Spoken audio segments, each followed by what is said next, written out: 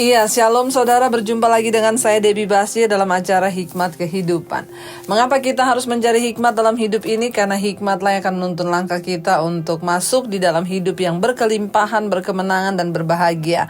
Tetapi orang yang kurang hikmat akan masuk dalam malapetaka dan pencobaan, karena semua keputusan yang diambilnya salah. Kita akan belajar hari ini dari kitab Amsal, dan sekarang kita akan melanjutkan Amsal pasal yang ke-19 ayat yang ke-11 ya.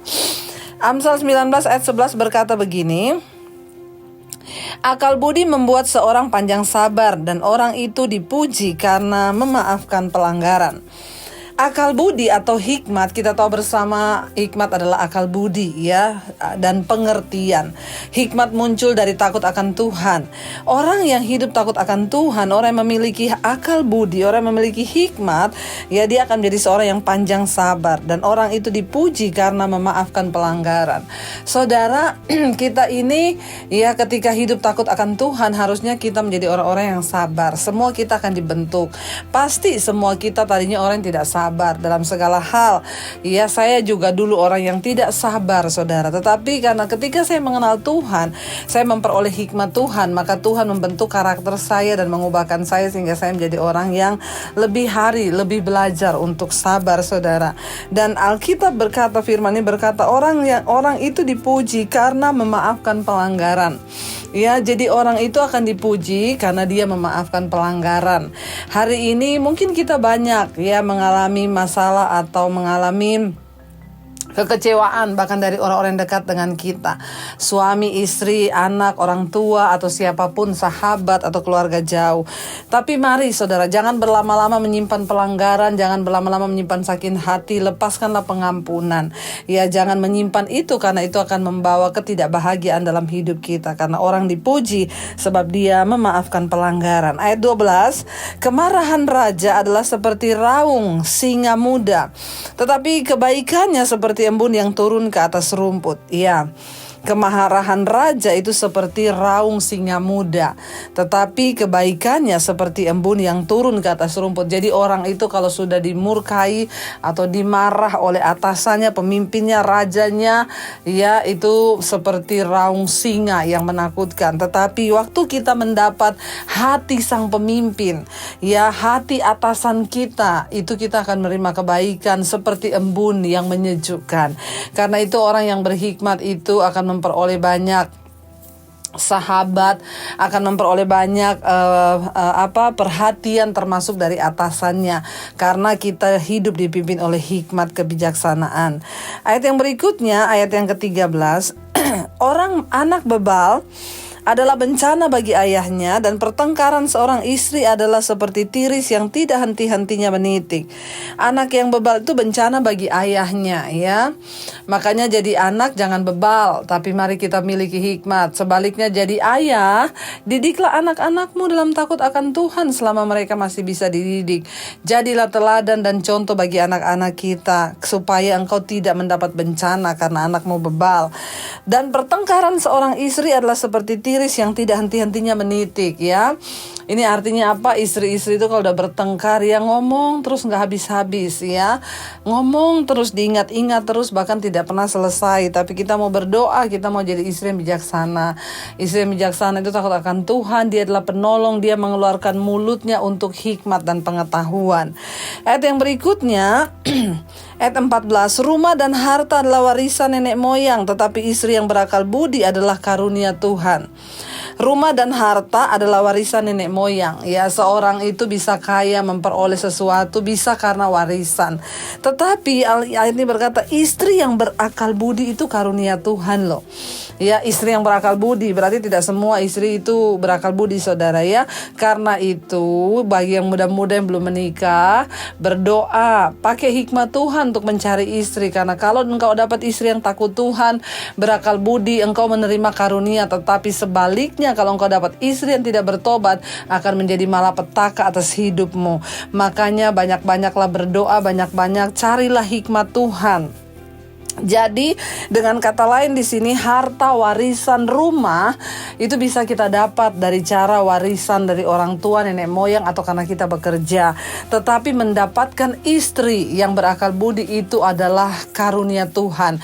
Makanya untuk bisa dapat istri atau suami yang baik, dekatkanlah dirimu dengan Tuhan. Milikilah hikmat supaya engkau menerima yang benar-benar karunia, sehingga rumah tanggamu tidak menjadi malapetaka. Ayat 15, kemalasan mendatangkan tidur nyenyak dan orang yang lamban akan menderita lapar. Orang yang malas itu maunya tidur terus. Ya, apalagi hari-hari ini banyak kaum rebahan. Ya, kerjaannya tidur, main game, tidur, main game. Tapi di sini firman Tuhan berkata hati-hati. Kenapa? Karena kemalasan mendatangkan tidur nyenyak dan orang lamban akan menderita lapar. Mari saudara, kita harus bisa mengendalikan diri kita sendiri.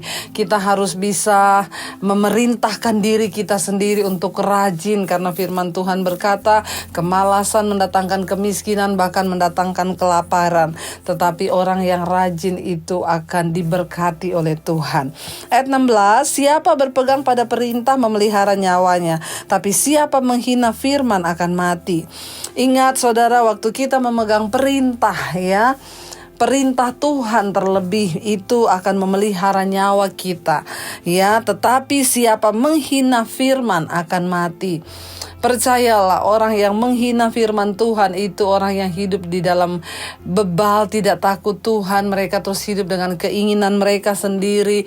Ya, mereka orang-orang seperti ini akan mati binasa. Tetapi orang yang mengindahkan firman Tuhan akan memperoleh berkat yang sekarang di dunia ini, bahkan sampai di dunia yang akan datang di dalam kekekalan. Hiduplah taat pada firman, karena ketaatan pada firman itulah sumber hikmat di dalam hidup kita. Ayat 17 berkata, siapa menaruh belas kasihan kepada orang yang lemah, memiutangi Tuhan yang akan membalas perbuatannya itu. Saudara, firman ini berkata bahwa kalau kita memberi belas kasihan kepada orang lemah, orang miskin, orang lemah di sini bukan hanya miskin secara harta, tetapi dia mungkin sedang dalam persoalan, dalam masalah, lalu kita datang menguatkan dia dengan kata-kata hikmat kita atau firman Tuhan, maka kita memiutangi Tuhan yang akan membalas perbuatan kita. Artinya apa saudara? Ini hanya permainan kata aja, seolah-olah Tuhan tuh berhutang. Sebenarnya artinya adalah apa? Tuhan itu pasti akan membalas semua kebaikan yang kita lakukan kepada orang lemah atau kepada orang miskin, orang yang membutuhkan doa atau perhatian kita. Ya, jadi ingat, bukan hanya dalam konteks memberi harta atau uang, tapi memberi juga perhatian, kasih sayang, doa, kekuatan. Ya, itu Tuhan pasti akan membalasnya. Ayat yang ke-18, hajarlah anakmu selama ada harapan, tapi jangan engkau menginginkan kematiannya. Kita perlu menghajar anak kita selama masih ada harapan. Hajar dia. Ya, artinya apa? Ya, kasih tahu yang baik, kasih tahu yang benar. Saudara, saya dulu pernah berkata, kita mukul anak boleh nggak? Boleh, ya, pakai rotan kecil untuk mendidik mereka. Tapi itu dalam batasan usia. Anak sampai SD itu masih bisa dipukul, tapi kalau sudah SMP, SMA nggak boleh lagi dipukul. Karena yang sakit bukan badannya, tapi hatinya. Ya, tapi ayat nih berkata, hajarlah anakmu selama masih ada harapan. Ada orang tua, ibu-ibu yang berkata, Bu, anak saya itu nggak berubah-berubah, saya sudah capek, Bu. Saya jangan pernah lelah. Kasih mereka terus nasihat, terus kasih firman, tapi jangan marah. Kita jangan baper. Ya, cukup memberi nasihat firman kepada mereka agar mereka bisa berubah. Kenapa? Selama masih ada harapan, hajarlah anakmu, tetapi jangan engkau menginginkan kematiannya. Terutama bagi para ibu-ibu, kita itu menghajar anak boleh, ya. Mungkin sesekali kita masih bisa, ya, ngutik telinganya, tetapi ya, atau kalau dia masih kecil boleh dipukul pakai rotan yang kecil, dipukul di daerah yang tidak berbahaya, karena firman Tuhan juga berkata, ajarlah anakmu dengan rotan, karena di ujung rotan itu ada didikan. Ya, tapi jangan pukul sambil ngomong mati kau, ya, mampus kau. Ini tidak boleh saudara. Alkitab berkata, ya, hajar anakmu selama masih ada harapan, tapi jangan engkau menginginkan kematiannya. Jangan marah anak sambil mati saja kau. Tidak boleh, itu dosa saudara, ya. Sejahat-jahat anak, kita harus tetap berdoa agar dia berubah. Ayat 19, orang yang sangat cepat marah akan kena denda. Karena jika engkau hendak menolongnya, engkau hanya menambah marahnya. Orang yang sangat cepat marah akan kena denda. Artinya apa? Orang itu kalau apa-apa marah, seringkali dia bertindak tergesa-gesa lalu kena pelanggaran. Pasti akan ada kemalangan atau kerugian karena kemarahan kita. Apalagi di sini dikatakan jangan coba-coba menolong orang yang marah. Kenapa? Karena jika engkau hendak menolongnya, engkau akan menambah marahnya. Makanya istri-istri kalau suamimu tuh tukang marah, apa dikit marah, mending gak usah ngomong, diam aja. Coba menjelaskan juga percuma, akan tambah marah dia ya. Alkitab bilang diam aja, jangan coba menolong atau menasehati. Makanya saya dapat banyak istri-istri yang ngeluh, "Bu, suami saya itu, aduh Bu, ya tiap hari marah, kalau saya kasih pengertian tambah marah." Doakan saja ya, tapi jangan doakan matilah kau, jangan ya. Doakan suamimu supaya Tuhan biar dia bertobat ya, kembali kepada jalanmu. Ayat yang ke-20 di sini dikatakan, dengarkanlah nasihat dan terimalah didikan supaya engkau menjadi bijak di masa depan.